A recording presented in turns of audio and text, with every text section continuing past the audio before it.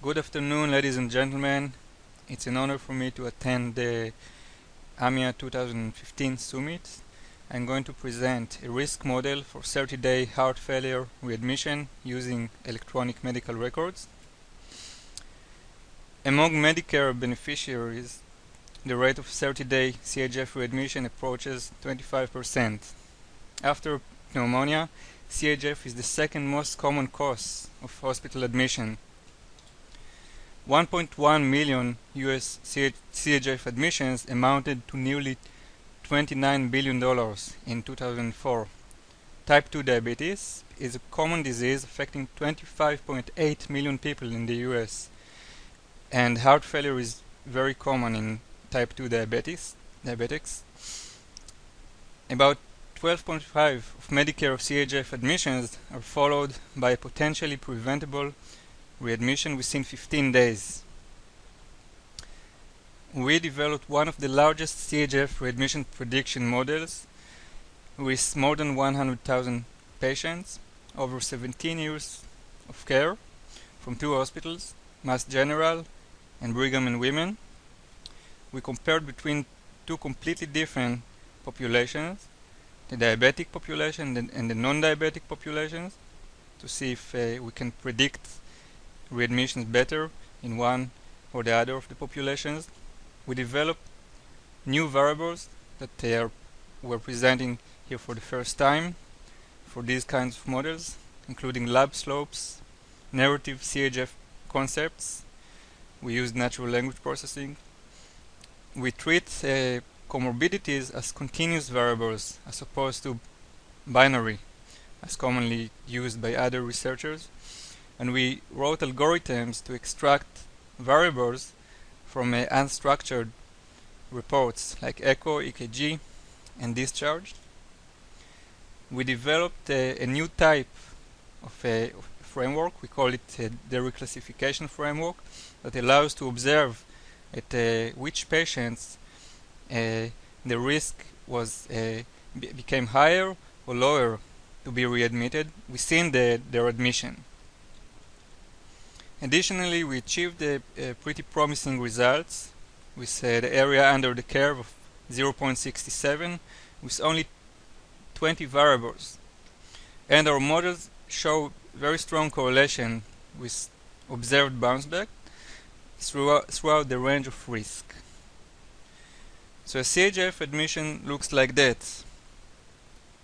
A patient is admitted, a patient is discharged, and our objective was to predict at two time steps, either in admission time or on discharge, if the patient will be readmitted within the next 30 days. We call it bounce back.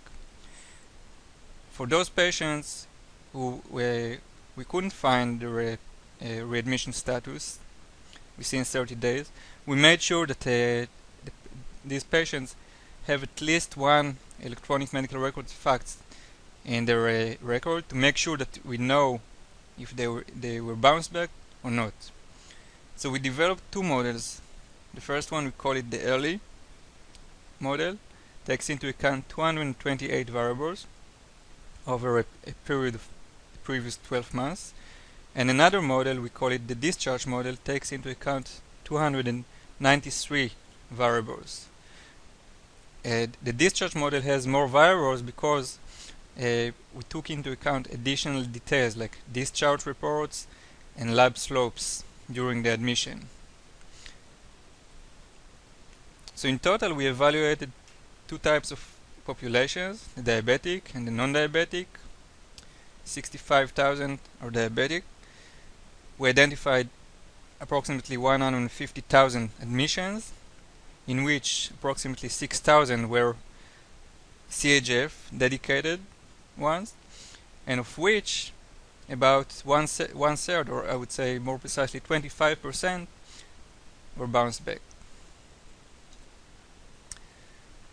The variables that we identified include socio-economic variables, age, gender, language, race, population percentage below poverty based on the US consensus, historical measurements, that we calculated based on number of admissions past year, outpatient visits, or average length of stay of the admissions over the past year.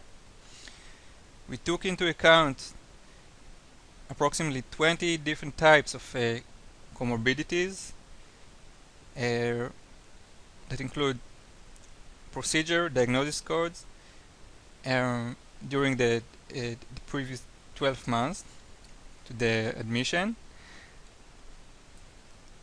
We evaluated approximately 60 different types of labs.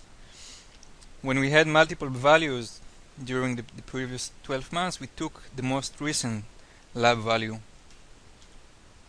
And additional measurements included the length of stay, the number of labs measured, the difference in the number of non-PRN medications from admission to discharge. Non-PRN means as needed or not as needed.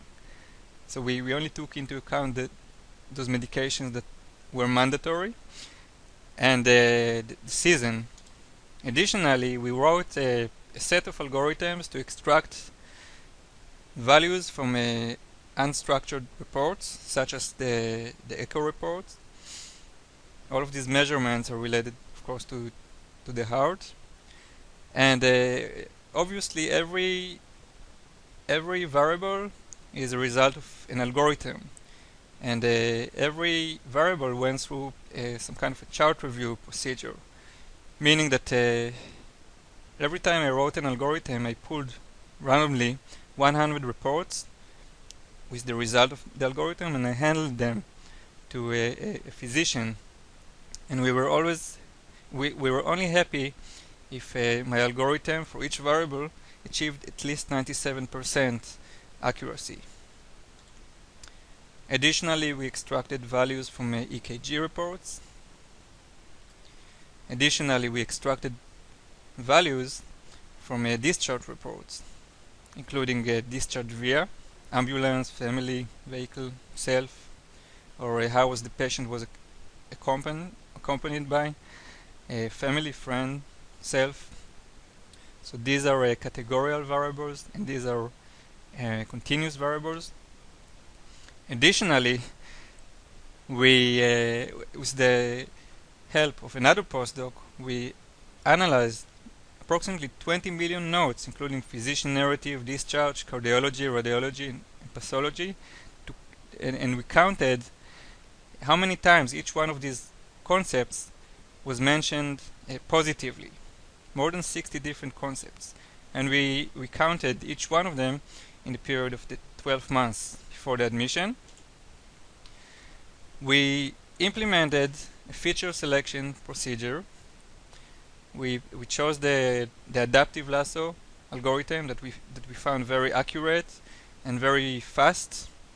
To calculate confidence intervals, we used the bootstrapping.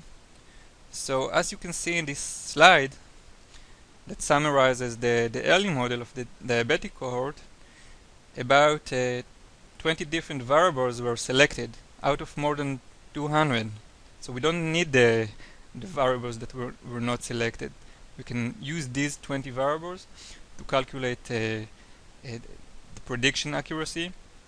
And you can see the combination of codified data like labs and gender and unstructured variables, the NLP or the natural language processing ones.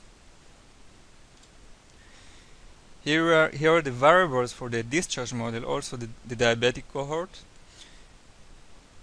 What you can see here is that additional variables like the slope MCV, the slope chloride, and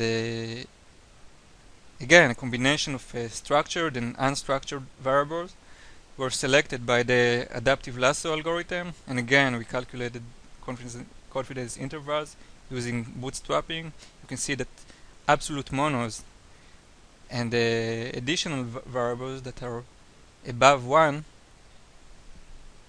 contribute positively to the increased likelihood of a patient to be bounced back. And hemoglobin, calcium, and sodium, for example, they're exactly the opposite. risk assessment and reclassification. So in the first model, the patient arrives and we evaluate all the values for the variables 24 hours after the admission, 12 months before, and we try to predict a bounce back. What you can see here is a chart that includes all of the admissions that we considered according to risk deciles.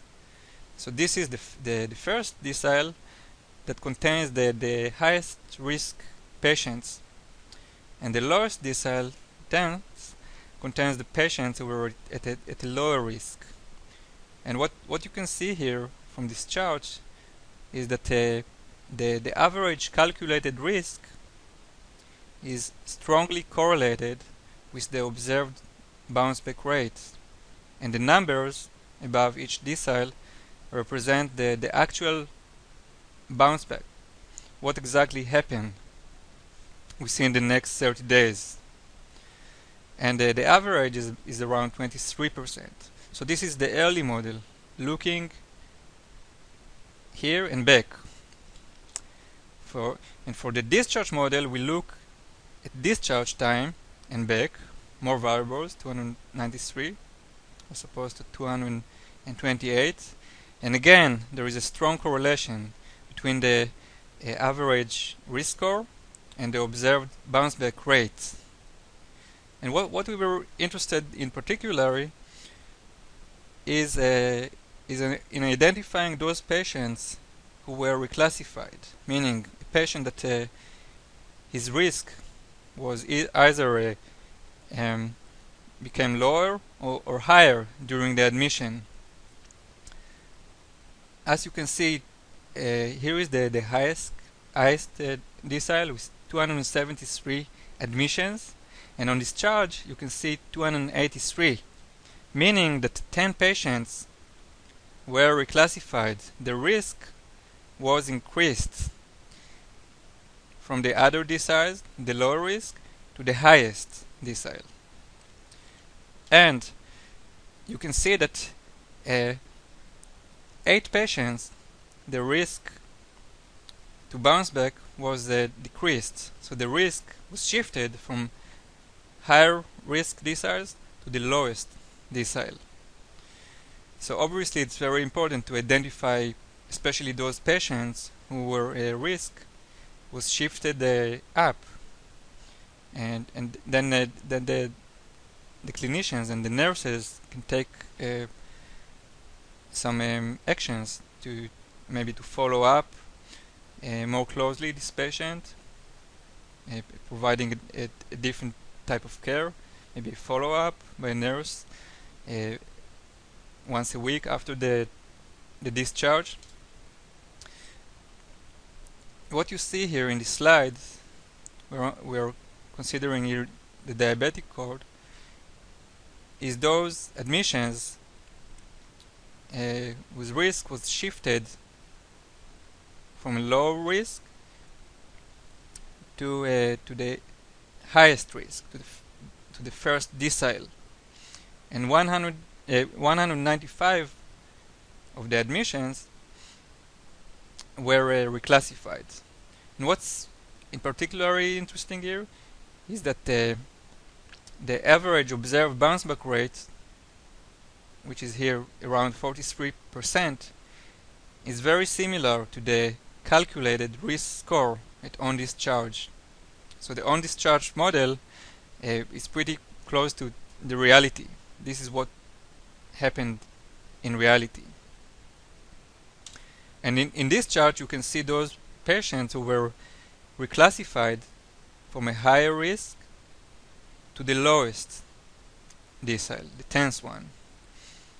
And again, the observed bounce back rate was pretty similar to what was predicted using our model. To calculate accuracy, we follow the very standard supervised learning approach. We use the logistic regression. We split our 6,000 admissions to a training set, and a validation set, 75% and 25%. We implement the feature selection only on those admissions, and based on the training set, we calculated the AUC for the testing set, and we wanted to make sure that we didn't overfit. That's why we implemented a similar procedure in the training set itself. We randomly picked 75% of the training set or derivation test, and randomly picked 25%, and we ran this procedure 100 times. Each time we picked randomly picked admissions, and we calculated based on the supervised learning paradigm, AUCs.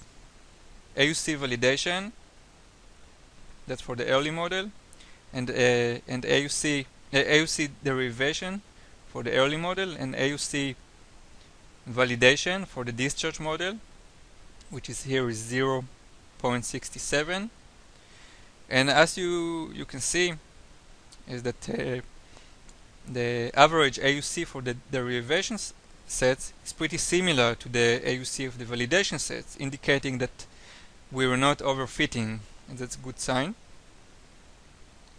that our variables could be used to generalize the results. Conclusions. We developed an unbiased model, unbiased by the number of features, meaning that we try to get our hands on any possible feature that we could have thought of, codified, unstructured, lab slopes, whatever you can think, and unbiased by the time considered. We considered all the data that we could achieve, 17 years of care, as opposed to other papers that describe usually 2 or 3, sometimes 5 years in similar models. Not only we used what is called the low-hanging fruit variables, we wrote special algorithms to develop new types of variables that could be used by engineers, researchers, and hospitals, like the lab slopes, and variables that we extracted from nodes using natural language processing. We developed a two-phase approach to risk estimation to facilitate intervention for high-risk patients early in the hospital admission. That's obvious, very important, because it allows the care team to take certain actions early enough in the admission time. Thank you very much.